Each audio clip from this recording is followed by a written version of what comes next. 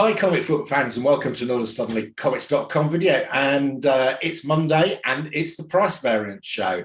And Alan, and I are continuing our little series celebrating comic artists and putting the spotlight on a couple of artists in each show. So Alan's picking one, I'm picking one, and then on Alan's show we're doing the same thing. So each week you get 4 comic artists in the spotlight. So on we go, and Alan is the guest, so he goes. So I'll go first here. Okay, so I'm going to be doing Adam Hughes. So Adam Hughes is kind of well known. He's a modern popular artist. Actually, it's really interesting. He got his career started in 1987 at the age of 20. He was pretty young when he got started, and he's self-taught. That to me, that's kind of cool. Like, a lot of these other artists that I've talked about are usually formally trained. Yeah, they go but they've generally been to some art school or other. I'm like, yeah, but Adam Hughes is self-taught. I thought that's kind of cool. His first comic book, he did the pinup inside of it, and it's Eagles number 6. So if you ever, this is a dollar bin book. I actually have on order right now 3 copies of it because I'm specking hard on it. It's a cheap book. What's it called? Eagle, like the bird. Yeah. Eagles number 6. Okay. And there's a pinup inside, which was done by Adam Hughes, and that's his first published artwork. So he's actually influenced by a lot of the same artists that I like Dave Stevens and all these kind of guys. Steve Rude. Also, his big influence is actually this sort of Czech artist. I believe he's Czechoslovakian artist called Alphonse Mucha. He's just like this brilliant artist that you'll recognize from, like, he does sort of like these 1920s, 1930s style, where it's sort of like almost like Art Deco. Yeah. Very cool artist. He always keeps some of his art, that guy's artwork, next to him on his drawing board when he's doing his art. So it's a major influence for Adam Hughes. And if I could find it, there's a series called Vuda that Adam Hughes did the covers for, that you can see that inspiration in the artwork. I've got those, so I'll do a scan of them and put them in the edit. Yeah, if you can, that'd be awesome, because it's really great artwork. I have this set. Actually, you were the one that influenced me to buy it. I was like, oh, I like that, I'm going to get it. So I thought it was pretty cool. My first experience with Adam Hughes was Vampirella number 1. He did the cover for that. I didn't bring it. I've shown it so many times, but I'm going to show you a bunch of Adam Hughes covers. And they're ones that I really like. And it's just, I have a ton. So we'll start with, this one was really hot for a while last year. I'm not sure if it even shows up on the screen. Oh, yes. This is Deathstroke number 1. Yeah, it's a variant cover with Adam Hughes art. And Adam Hughes is kind of known as an artist that does a lot of pinup style artwork. This one right here is my all-time favorite Adam Hughes cover. It's Catwoman. Catwoman, I always get the number 51. Yeah, I just think it's a really great cover. It's my favorite Adam Hughes cover. I've not seen that before. Have I missed that? Okay. It's really awesome. Another one that I really like, I'll take it out of the bag so it's a little bit easier to see, is this one. This is Wonder Woman 184. Yeah. I always forget the numbers. That's a fun cover. Yeah, I like the crossover between Golden Age and Silver Age. Yeah. Golden Age and modern, I should say. And then we got another, like, I love these Golden Age kind of flash, bringbacks. This is Phantom Lady. This one is a really hard to find book and usually pricey. but it's just a really great one by Adam Hughes. I love this cover. I'm a big Phantom Lady fan. And then we got another great one. This is one of my favorite Zatanna covers. I'm not sure if it's showing well. So this is Zatanna number 13. I like these ones where it's 13. I like kind of the unluckiness of it. So yeah, I think it's kind of cool. And he also, like, if you watch part 1 of this little two-part series, I talked about a series called Sally Forth. Sally Forth was brought back in the 90s, and it had a major, there was a company called Eros that kind of brought back a lot of these kind of adult related comics. And there was almost an underground movement or an independent movement that happened in the 90s that was kind of a major influence. Like there was a lot of these kind of independent adult comics, and Sally Forth was one of the ones. But Adam Hughes did a really amazing cover for it. This book I bought off the newsstand. You know, this is an $800 book now. Wow. It is just a really hard to find book, and hard to find in high grade. My copy is like, I have to get this slabbed. It is just like, it's probably a 9.8. It's just really high grade. Yeah, it's flawless. It's really beautiful. So yeah, it's a really hard book to find. Look it up on eBay. You'll see what I mean. Imagine. Yeah, it's a great cover by him too. Another thing that Adam Hughes is known for is he did a run on Wonder Woman. Like I showed, a couple already, but I'm going to show a few more just because I like Wonder Woman. So this is some more Adam Hughes. Yeah. One of my friends on Instagram always refers to him as Adam Boobs because he always does these kind of very busty kind of covers. Maybe this one will kind of showcase that a little bit. This is a nice bondage cover. And we got 171. This is hard to see because it's all in red, but kind of a cool one. And I just think these are really, I like Adam Hughes, so I think his cover, I actually collect him, and he's on my pull list. He's like on a, one of these things, whenever he produces something, I'll pick up his covers. And Adam Hughes is really a cover artist. He did do some interior art, but he basically moved away from it because he found that he really wants to produce that high end stuff. And when you do the interiors, you don't have the time to do it properly. And here's a Nazi one. Okay.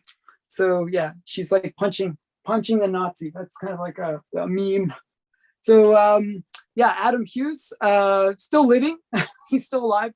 I didn't kill off this one. Brilliant artist. He's still producing stuff, mainly a cover artist now. And he's just, one of those ones that is a modern great, I would say. Yeah, I agree. I like Adam Hughes stuff as well. Really good. Right, so this is quite unusual for me. So this next artist, all of the ones I'm going to show you are signed. Okay. Oh wow. Yeah. So I've just had a bit of a run on this particular artist and picking up signed issues. So I've actually got more signed comics from this artist than any other artist, and it's a guy called Zeck.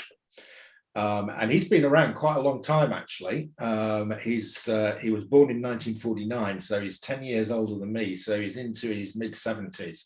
And he's still going, actually, and he travels quite a lot. He's not appearing at many conventions because I think he's enjoying his retirement and sort of traveling the world. But he does appear occasionally, and he works with Torpedo Comics, and he'll go in and do one-offs for Torpedo Comics, and that's where I've picked up a bit of this stuff. Now, Zeck is famously the guy who drew Secret Wars #8 with the black Spider-Man. Black suit. And the Really? original artwork, for which page 25 of that sold for $3.3 million last year. Wow. Yeah. I bet he didn't make anywhere near that. I suspect he didn't own the artwork at that stage. I do suspect he has got some of his original artwork, and that is funding his current world trip. Right. Yeah, yeah. So I do not have any original Mike Zeck stuff, but I am going to show you something at the end that I think is a bit special. Right. So I'm going to start with he's worked for Marvel and DC. His famous stuff is Craven's Last Stand, the Spider-Man story, which was voted the best ever Spider-Man story of all time. I mean, he was the artist, not the author, but you know. Mm-hmm. Secret Wars, he did quite a few of the covers on the original Secret Wars. He's also famous for doing Punisher and Captain America. So okay. I'm going to start off with a Batman. So this is a Mike Zeck Batman cover, signed by Mike Zeck, and he's got a great signature. I love Mike Zeck's signature. It's got a sort of symmetry about it that I really love. Mm-hmm. So here we go. This is Batman 10 Nights of the Beast, and we got Mike Zeck's signature down here in gold. Oh, nice. I like the signature too. Yeah, it's a nice signature. So that's the first one. That was from Torpedo Comics, and the Torpedo Comics are great because they put grading boards on the back, and they grade pretty tough and accurate. So I quite like that. So yeah, there we go. The first one, Batman 10 Nights of the Beast. Right, he also did work on G.I. Joe, and the famous issue of G.I. Joe he worked on was issue 26, The Origin of Snake Eyes. So oh, wow. G.I. Joe 26, The Origin of Snake Eyes, and we got Mike Zeck's signature up here. Just there. Why does he put that?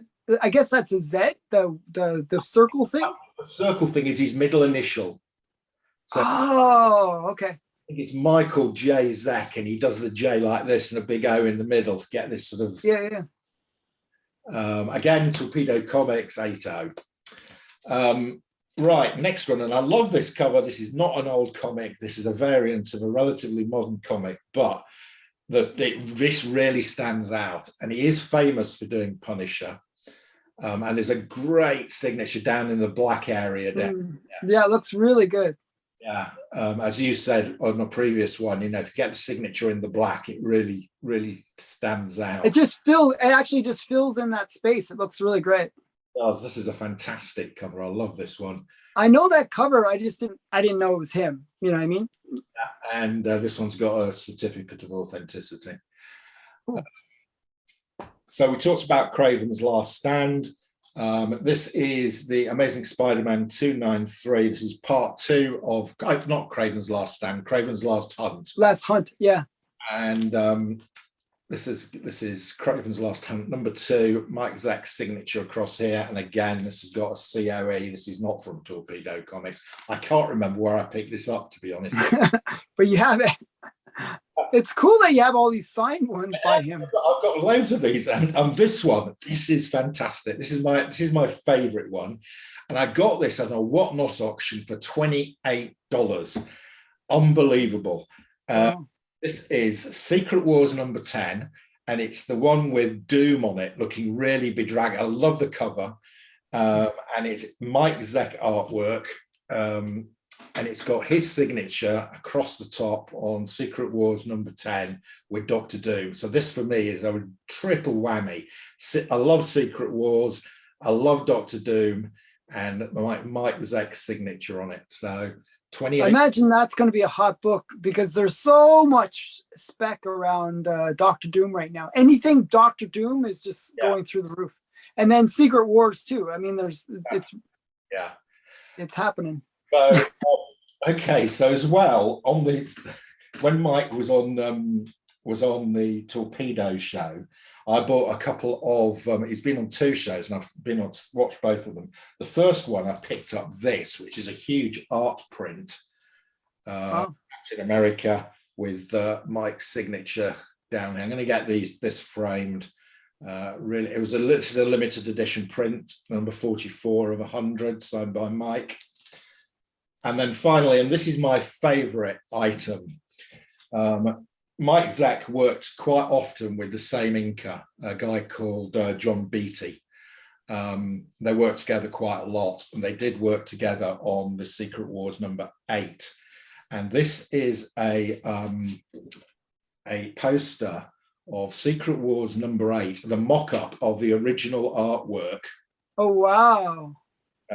Signed by Mike down here and signed by John Beattie here. And it's got all, this is the board. It's the board on which they did the original Secret Wars 8 artwork.